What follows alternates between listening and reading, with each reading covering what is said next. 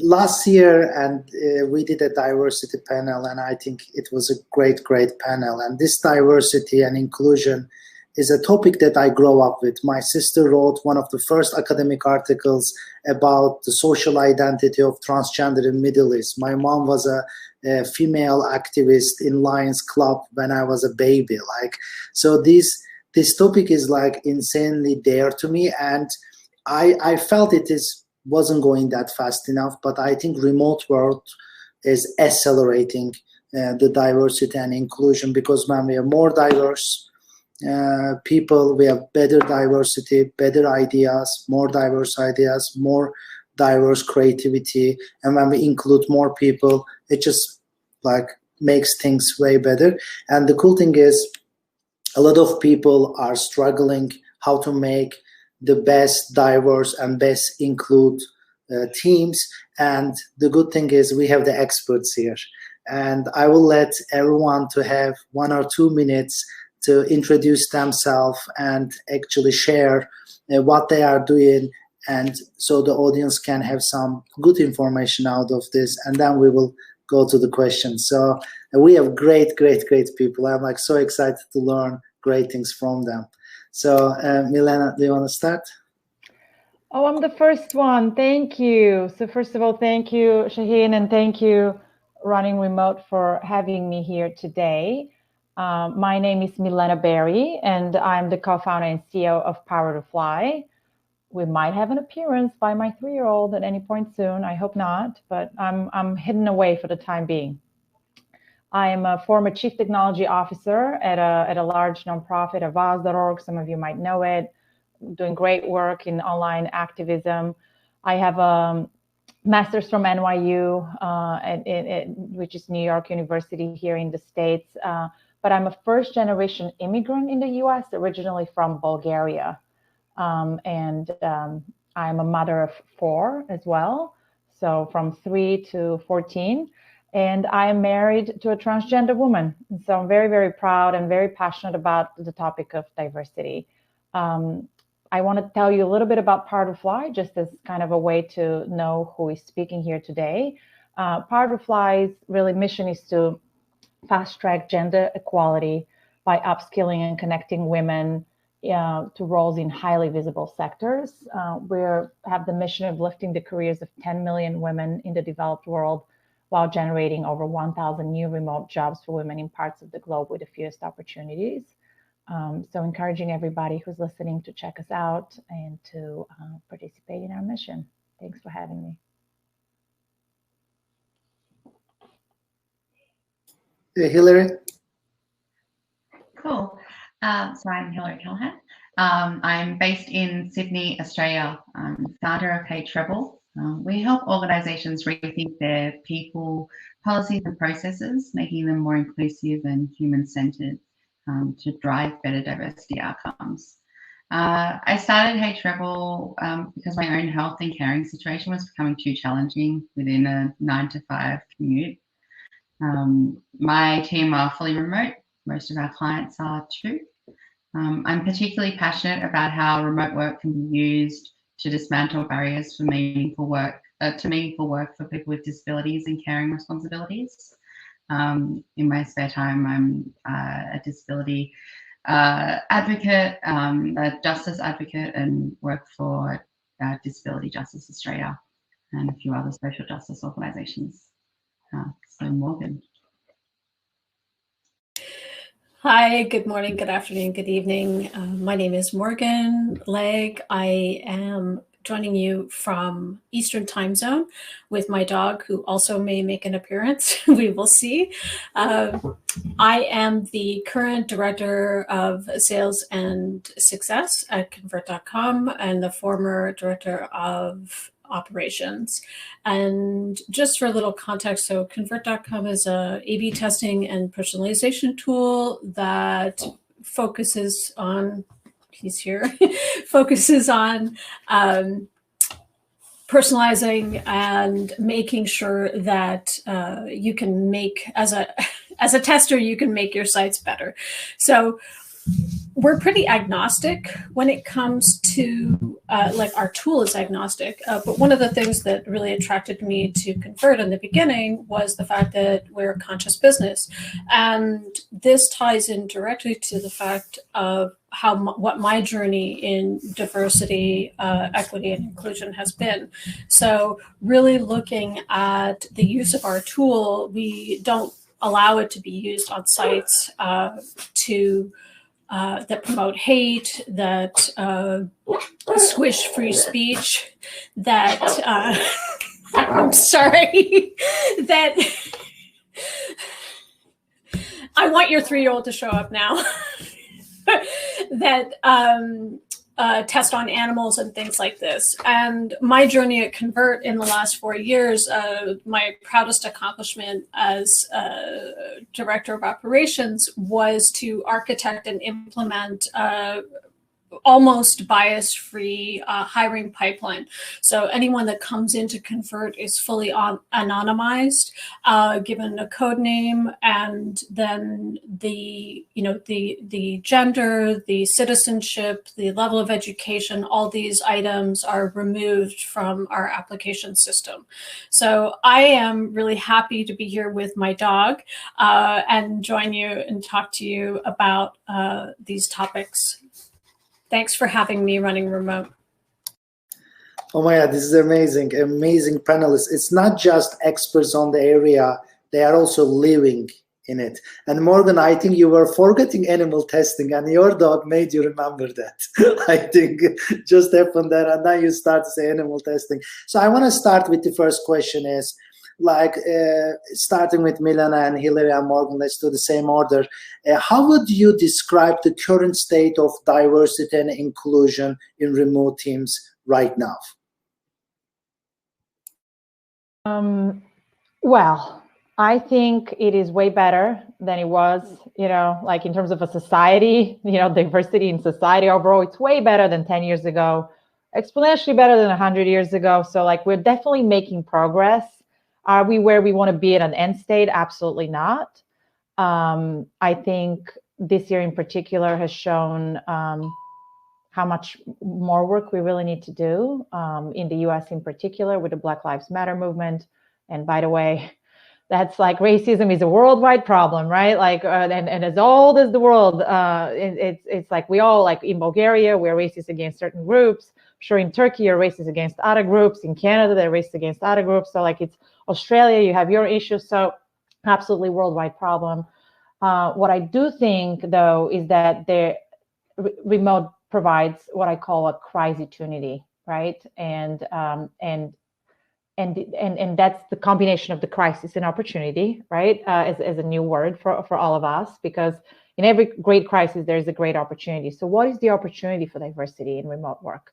I think it's fascinating. It's something that I've been thinking about since day one, since when we created Powertofly. It was all about like, well, how do we, bring all this diversity from all over the world via remote work into our companies? Because we all know if teams are diverse, innovation is going to spur, all the KPIs are going to go better, et cetera, et cetera.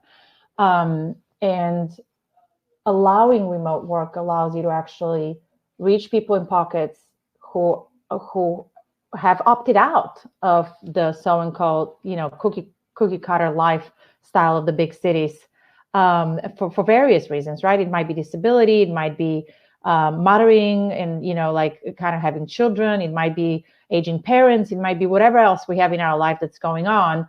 We, at some point, can't afford the expensive lifestyle in the big cities and we decide to opt out. And once, now that the world is really turning towards remote work, and I hope it will be for the long run, not just during COVID, we're going to see the impact of building, much better employee bases and communities.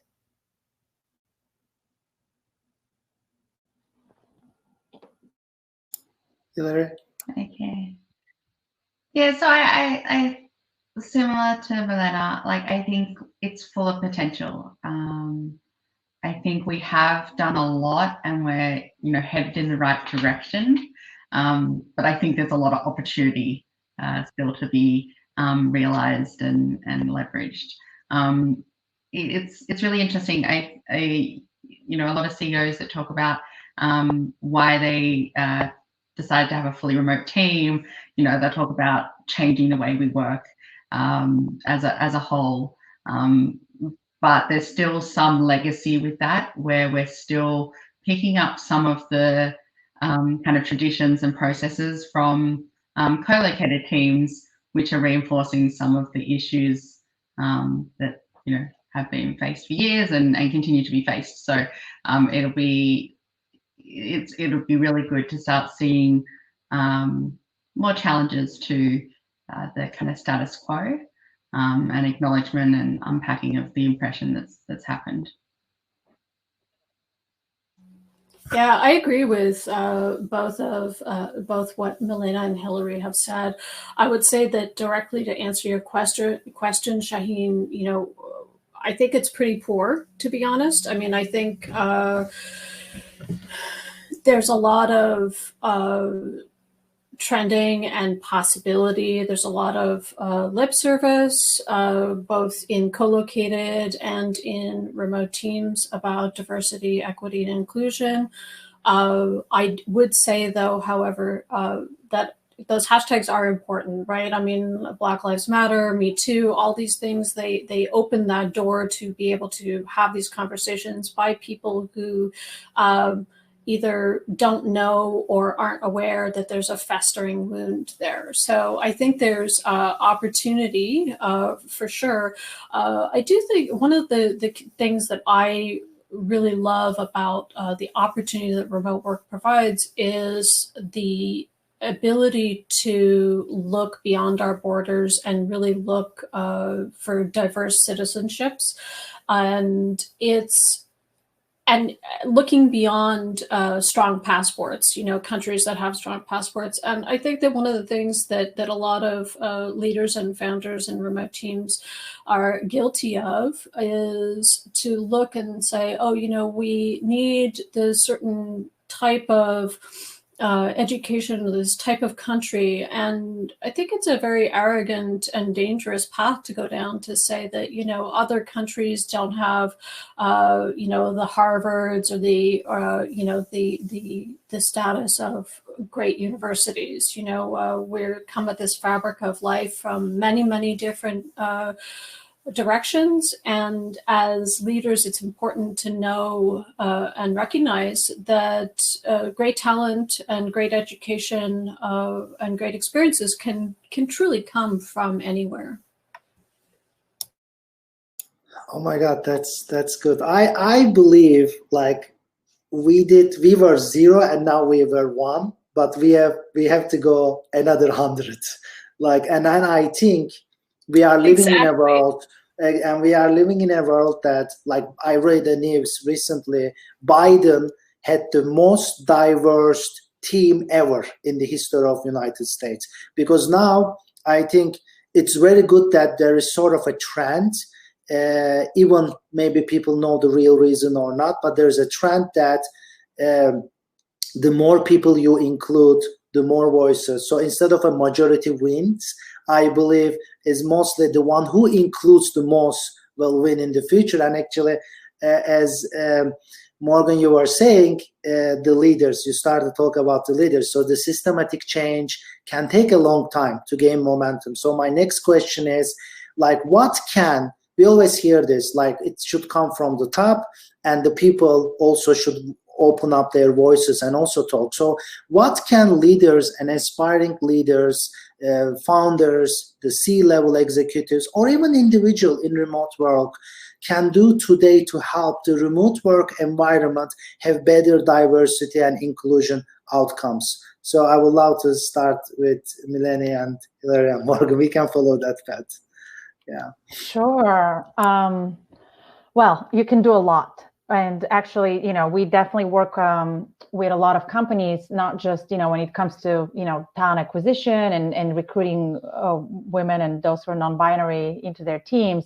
We also work with them on that strategy level, because this year it's been fascinating. A lot of founders have come to us and said, this is important.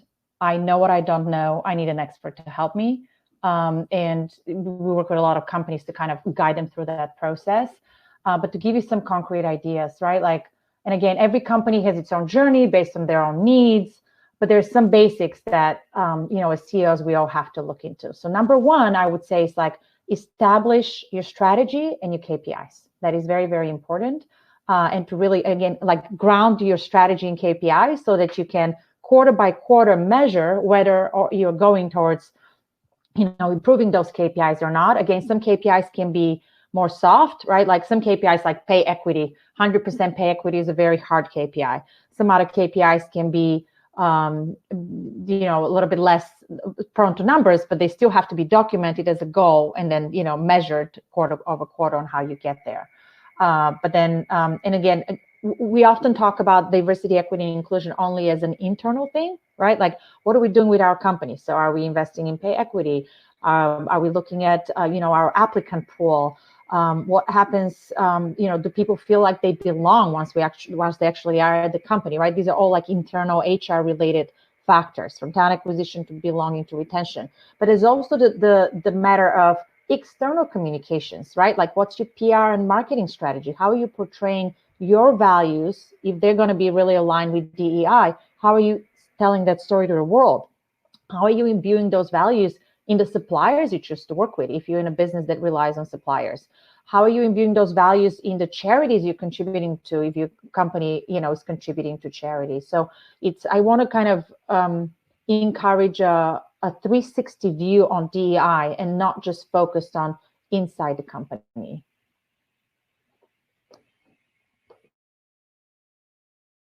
Yeah, I think to expand on that, I think it's make it everyone's job. So yes, you may engage a specialist, but don't make that the obstacle. It needs to be on the CEO's job description. It needs to be part of all the leaders, and it needs to be measured. And there needs to be, an impact if they don't achieve.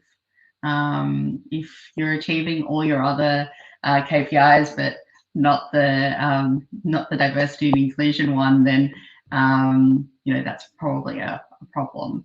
I think organizations that have very clear diversity, equity, and inclusion behaviors as part of their values have stronger results as well.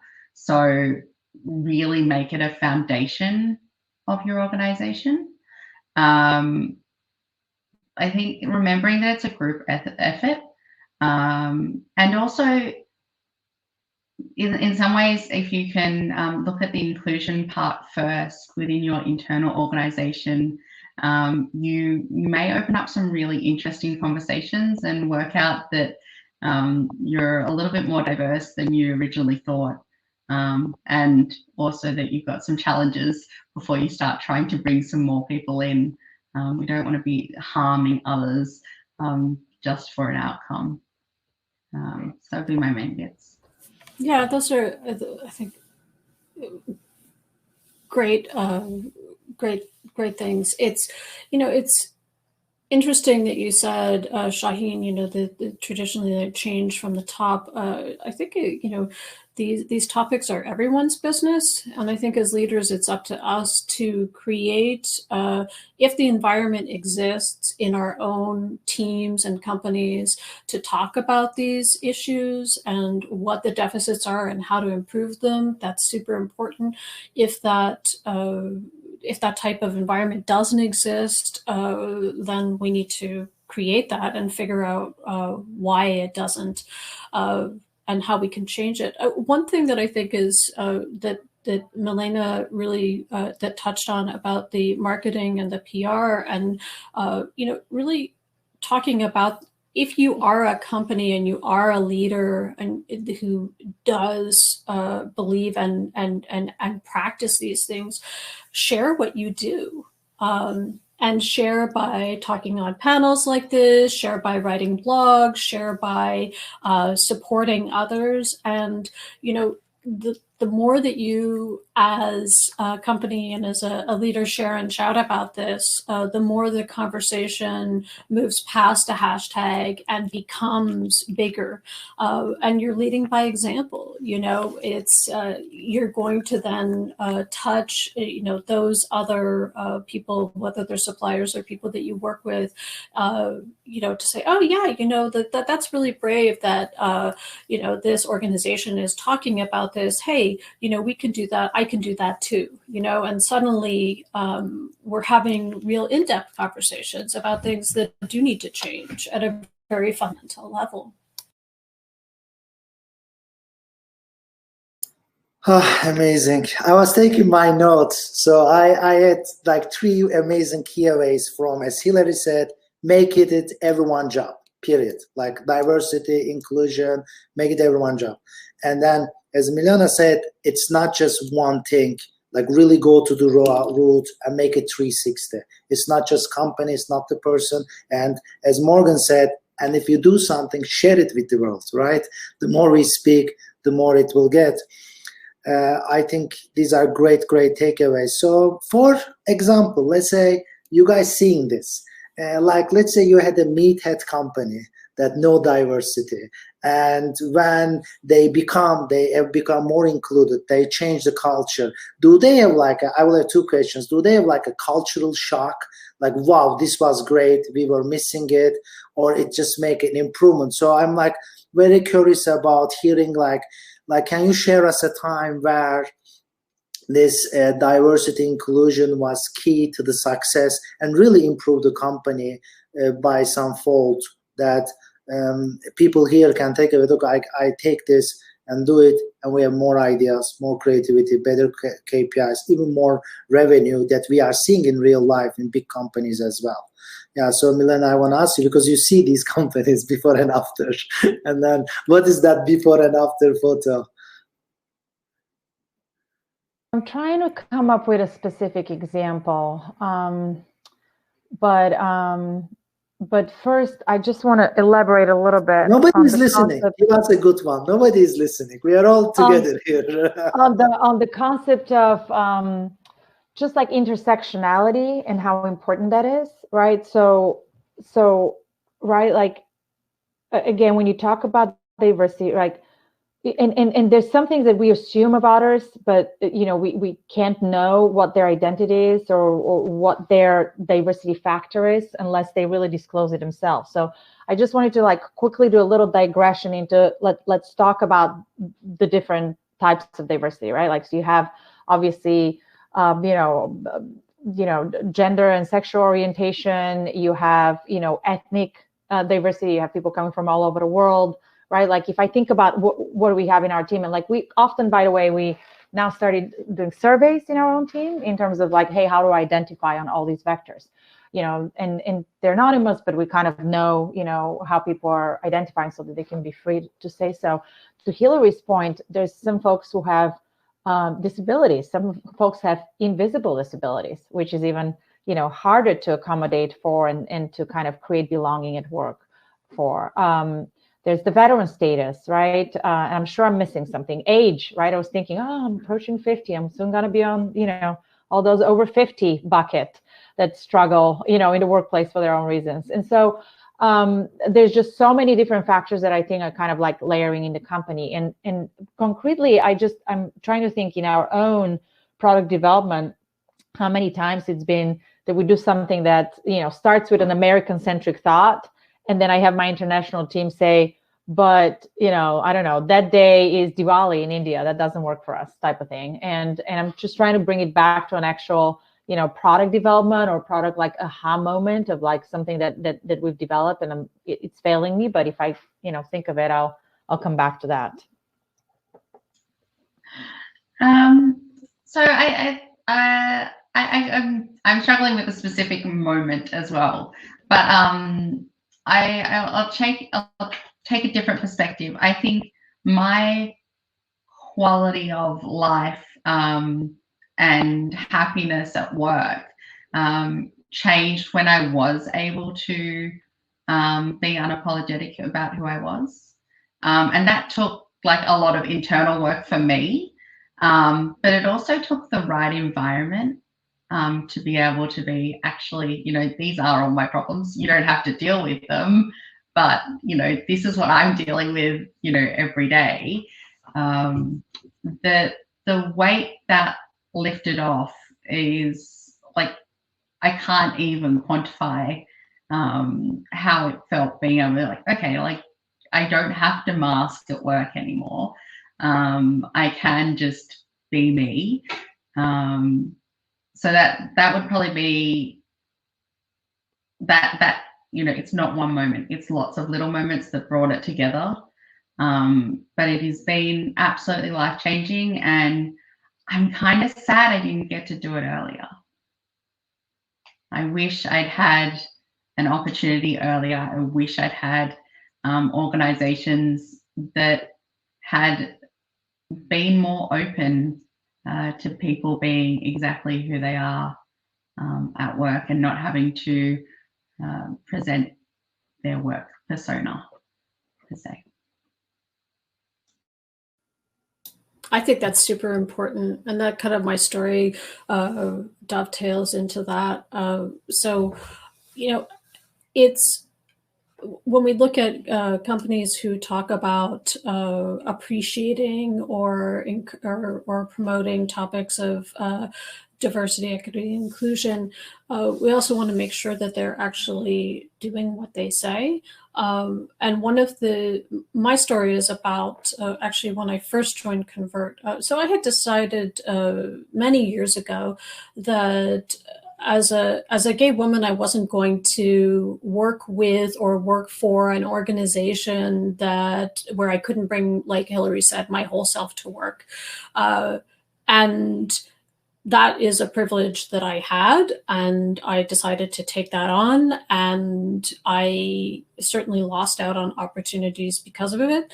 But I had come into Convert, and I had come out of a very low point in my life, really awful work experience, and one of the values that we have is that we won't allow our tool to be used on sites that promote hate and intolerance and serve to drive wedges into society. And it was in the second week that I was having a buddy call with someone from sales, and they were super excited because they just signed the deal with this big U.S. organization that had high traffic to their website and really very well known. And and they told me about this, and I kind of paused. And for context, you have to know that Convert's we have one American, and they don't even live in the U.S. Okay, so it's an international team, and the American context of political agenda and doublespeak about family values and these kinds of things is really lost. It's an art form, I would say, there. But so I thought, what? How is this possible? And I was there for 2 weeks, and I remember sitting down with my wife, and I was like, I can't believe this. Like, I came out of the frying pan, and it's like, am I going into the fire? Am I going to, be at this organization that have to quit? And I brought it up, still being on my probationary period, about this is not okay. This is an organization who will serves to divide and also use their tools to basically take women back to the 50s, and this is not okay. And we actually broke up with that customer, and it was a huge account for us at a time when we really welcomed having that kind of status, and that really said a lot to me. So I think the lesson from there is, when you do have this approach in place, if you actually believe these things, and if you're going through these steps, then show people that you mean it. It means not just a lot for your employees, but also for every part of business that you touch, and you're also making the world a better place.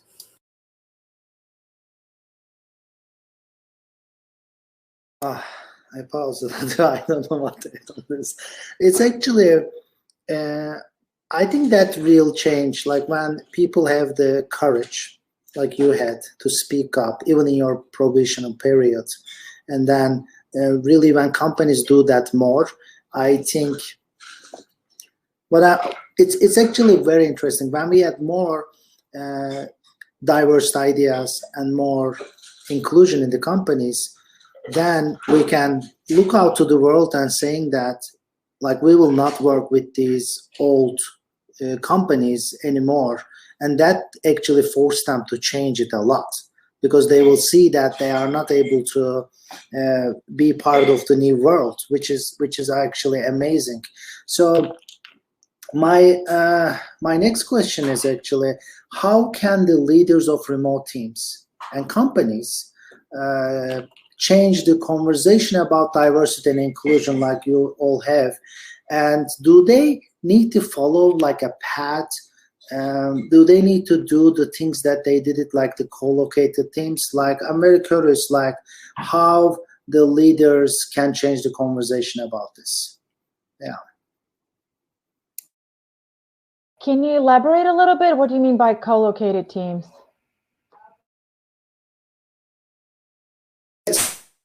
We can say it's like the old style of companies that had locations, right? Not fully remote, because we always have that idea of like we do things in the old way, but we don't have it. Like, you know, when you have motors, they put motor on the horse. They didn't think to build a car, right?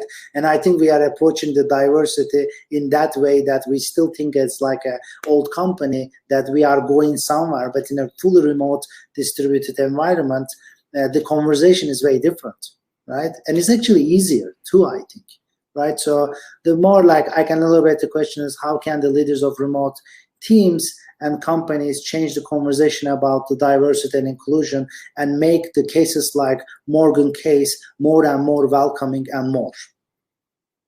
Yeah.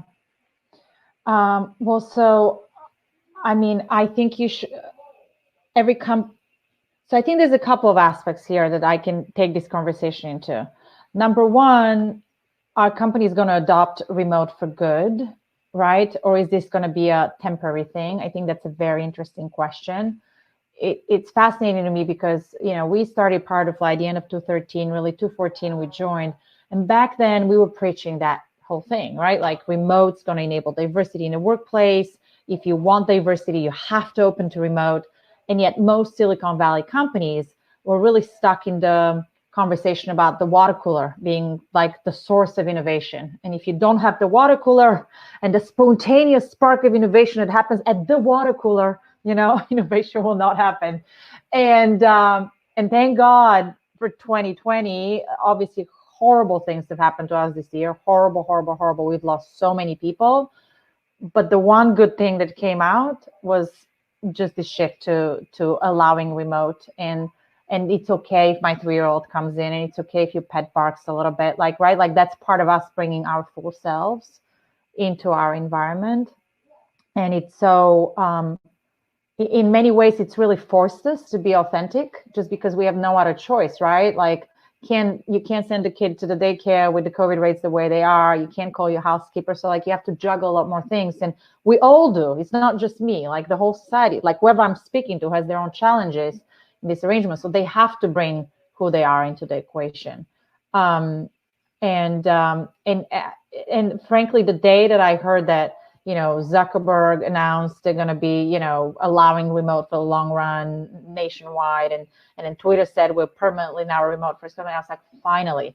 Now all the Silicon Valley companies are finally going to listen. Like, they're not going to listen to you know, a small leader, but like, if you have like one of those icons speak about it, then it's going to get wider adoption. And I think that's a very, very welcome development. And I'd like to encourage you as leaders to codify. If that's a value that you want your company to adopt and you believe in it, then codify it, right? In your cultural principles, talk about it in onboarding. Don't hire people who don't agree with that kind of principles, right? Have some sort of filter in the hiring process to really test for that. and really implement it on a day-to-day basis, via trainings, via just, again, it's about the practice, to your point, Morgan, right? Like, it's like when a case comes up that, is not aligned with that principle, how do you resolve it and be firm and, no exceptions? And that's kind of how you pave the way. Yeah. So when I'm thinking about what leaders can do to change the conversation, I think about leaders being more vulnerable, so sharing more stories.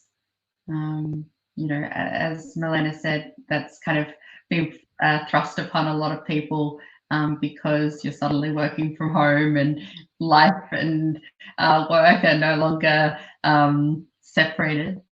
So I think that will help with the belonging for your team. I think the other one is like challenge your assumptions. Why are we prioritizing certain things?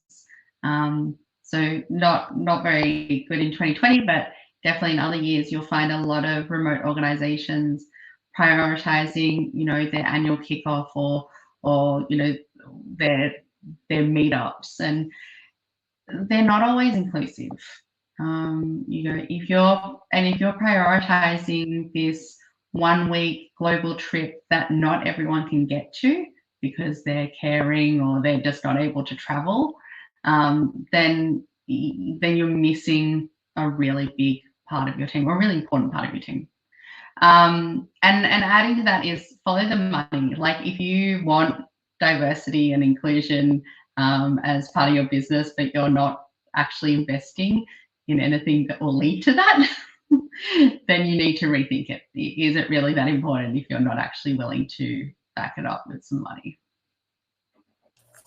Yeah, totally. I think that that's really key, circling back to the beginning, talking about like hashtags and trends, it's fine to have a 3-minute conversation. If the topics that we've talked about today about, what is diversity,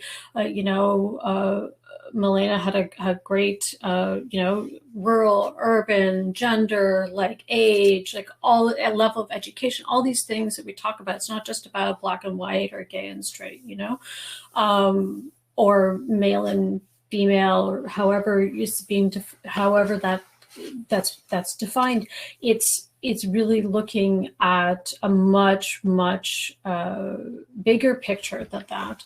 And I think that, as any good leader, whether you're in a co-located or a remote team, if you don't have the answer or you don't know what these topics are about or what they encompass, hire professionals, hire Hilary, talk to Powertofly to make these things happen, put your money behind that, and, like it was mentioned, codify that and really look at what the culture is. And if that's not part of your culture or these things are scary, then don't pretend to be something that you're not, right? I mean, there's people who will, work at and flourish in different environments, and there's something for everyone out there. I fully believe that, but I also believe that as professionals and people and organizations, we shouldn't pretend to be something that we're not, right? So one small thing that is something I said. One small thing I think that really, could as a takeaway for anyone sitting here that's maybe in a very, very early stage of making this journey is even just look at your job postings. Like, look at the language that you use. No matter which country you're in, use. Have your team weigh in, hire a professional copywriter, use Textio if you're really like, just something, start somewhere. And I think that, like, progress, not perfection. Like, you don't have to get it right the first time. You just need to start doing something, right? And the rest will follow.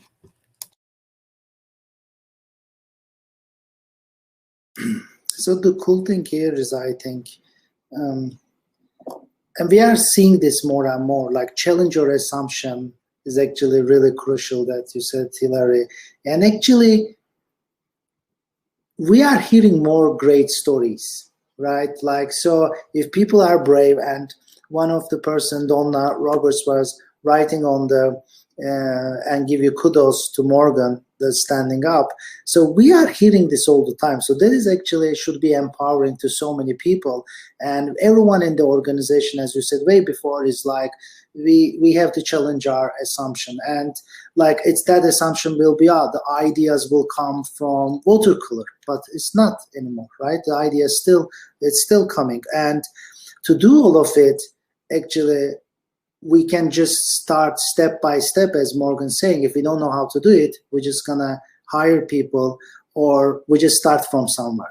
Like, and it can be simply having a job post, and because the benefits is so obvious to everyone. It's so obvious. And we see, like, Apple is amazing diverse company. I see they are the best company, like Facebook.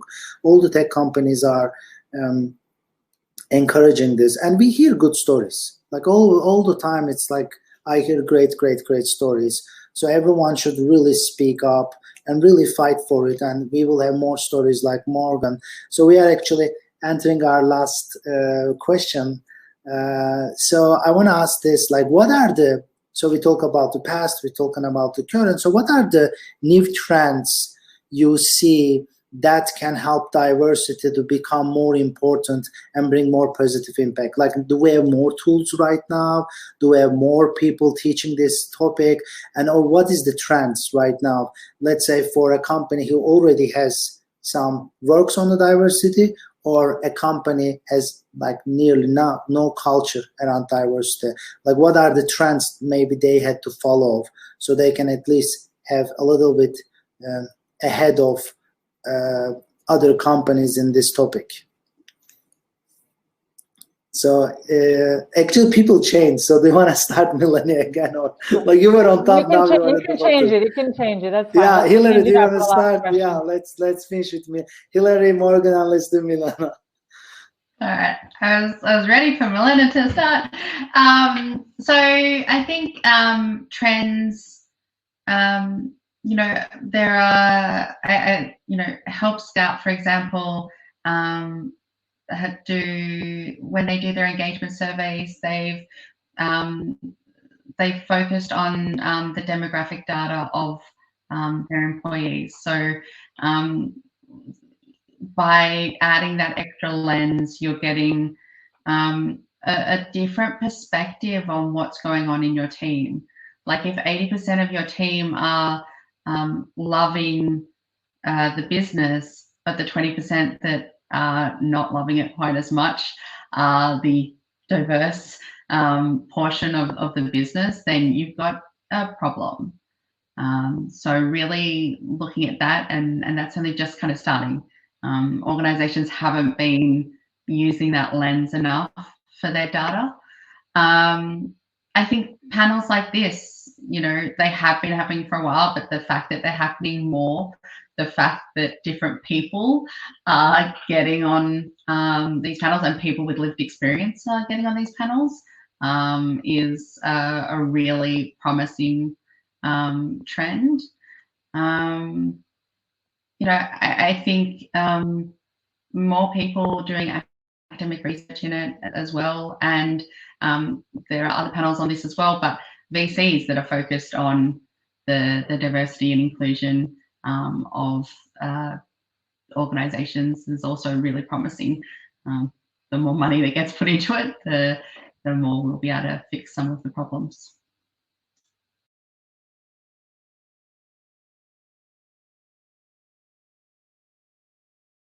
Morgan, you can.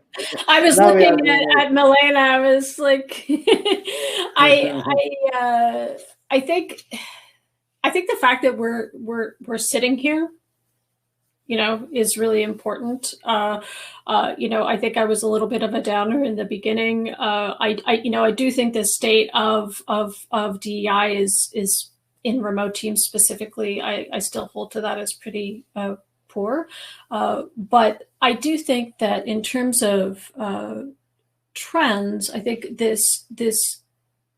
I am really excited to see what the result of this huge shift and this experiment in remote work and leveraging of technology is going to bring, not only remote, co-located teams moving to remote, more innovation, but I'm also really excited to see what some of these tools that are being developed in like Product Hunt, for example, are going to bring to the DEI space. I think that, it's so one of the things that we do is this anonymization of applications, but there's actually no tool available for that for businesses of our size. It's like, how are we going to see technology leverage this? So I think that that's a trend that we're starting to see of how people talk about this, but the trend in using technology to help level and have more equity in the playing field, I think is going to be really key. And I think that we also see a trend too in including ageism as a point of diversity as well. As a Gen Xer, it's I understand Milena. I'm approaching 52, so 50 as well. So I understand, not 52. I understand that we have these other. This is a conversation that is going to and currently does impact me, right? So it's definitely something that companies are addressing. And I have a guest in my room, so we'll see if it's quiet enough, but I'll try to say my thing. Even. I was like, I have to say one sentence. Let me say one sentence. So I think trend number one is that we have an involved workforce. I think the companies that are set up with the kind of most productive employees have employees who actually care. And it's the new generation who cares. Here, do you want to show your face so that you don't hit me? But the involved workforce is very important. And so us as leaders, we just have to really follow that lead on how to respond to the needs that are already bubbling up by our involved workforce. And then the other big thing to say is really around, the distributed opportunity. That's a huge trend. Like, we are going to have people from all over the world, and we have to welcome it. And I should probably stop talking right now so you don't see me getting beaten up on stage.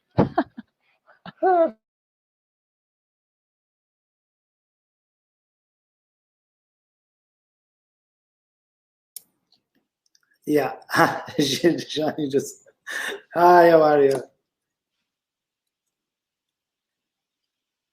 Well, thank you everyone for this inspiring discussion. I really enjoyed starting my morning with such inspiring speakers. So thank you so much for that. We have a few questions. I would like to ask you my own question, if that's okay. I have some advantage here being in this session. So recently I've read the report about from Lenin and McKinsey about a woman and how it actually remote work, the transition to remote work, how it affected women in the workplace. And what we see is that because of the challenges of shifting to remote work and everything, what we see these days is that there is much more women that are now struggling and considering either to quit their job because the need of juggling between kids, home, and just and their jobs. So I was wondering if you can address that. What do you think about that, and also what employers should do about that? How we should retain our amazing talent, especially women these days. Yeah, I think one of the key things is flexible work. So remote work doesn't equal flexible work. I think that's one thing that we we just think of this, we tend to think of remote work as this monolithic thing, and it's not. It's you can have companies that try and structure what they had in the office exist virtually, which is doomed to fail, in my opinion. You really need to be looking at, if you want to work well and also scale and do great things to your bottom line, you have to look at alternative organizational structures. I know Brian Robertson is going to speak a little bit later today. We run on holacracies of distributed authority, hiring the right people and letting them do their thing. But I think flexible work is really key, So the bottom line is that by and large, people who identify as female are often taking the brunt of those responsibilities still in 2020 of caring for families and extended family and having to, juggle all kinds of responsibilities. And that may not change quickly. It hasn't, it's changed, but it's still in evolution. So having flexible work policies in place is really, really important to allow for parents to be active in their kids' development, and also people to be active in their communities and with their families. That's how we leverage retention, and that's how we attract talent as well. I think it's a fascinating question, given what just happened in the room. But I will say that I do want to say that remote work during COVID is not the same as remote work. I think it's I've done this since 2007, right? I've had 3 kids, now I have 4 kids. It's a very different thing being a parent in COVID remote work than before, just because, again, normally we kind of coach our employees to have the support systems in place, otherwise performance will suffer. And of course, we still do, but we have less access. Even if we really wanted that extra support and we can pay for it, we have less access to it right now. So I completely agree with you, Morgan, on the flexibility piece, and just honestly, customizing the schedule according to the employee's needs, because what works for one mother might not work for another mother, because one mother might be by herself, the other one might have a partner with a schedule, etc. The other thing I want to say is that by all means, what we've seen this year is that women's position in the workplace has been impacted, and for much worse, but it comes from one simple reason, which is earnings, right? If I live in a household where my partner makes more than me, I will be the default more caretaker, because my partner's income will have to be protected first before mine. And if we get to the place where we give women what they're worth and not less than the men's equivalent, and again, I'm just talking in a very binary world, but the world's not binary. I don't want to say that. It will change the outcome, right? All of a sudden, if the woman's the high earner, the partner is going to be the one taking care of the kids when a situation like that arises. And so I definitely want to encourage you to, again, put your money where your mouth is and pay your diverse employees even more than the non-diverse employees, right? If you really want to build towards that societal equity. And then lastly, I do want to acknowledge that the level of engagement from, again, let's say in the traditional world, mothers and fathers, the level of engagement we're seeing fathers in 2020 is astronomically more than what we saw 30 years ago, right? And that's a trend that I want to encourage. I think parental leave is absolutely critical. So that, again, to level the playing field between mothers and fathers in the workplace, it's absolutely critical to get the guys out of the workplace for as much time as the women, and it comes from our workforces who care, right? The new dads, they want to be present for their kids. So allow that to happen, and it will, have a better outcome in the long term. Yeah, and so I think Milena said something really interesting, that what we're working in now is not working remote. We're living in a pandemic as well. I'm a stepmom for 2 kids as well. So parenting them, living with disabilities, and doing all that, you know, this is why intersectionality is important, and why being able to be unapologetic and upfront about what you're living through at the moment is really important. And so we really need to foster those safe conversations, those safe areas, environments to have those conversations and be ourselves at work, because you need your team members to be able to say, actually, hey, this is really shit. I can't do this anymore, or I'm struggling, but I still want to be here. And, you know, what you're seeing in my performance is because of the situation, not because I don't love my job or don't want to do better.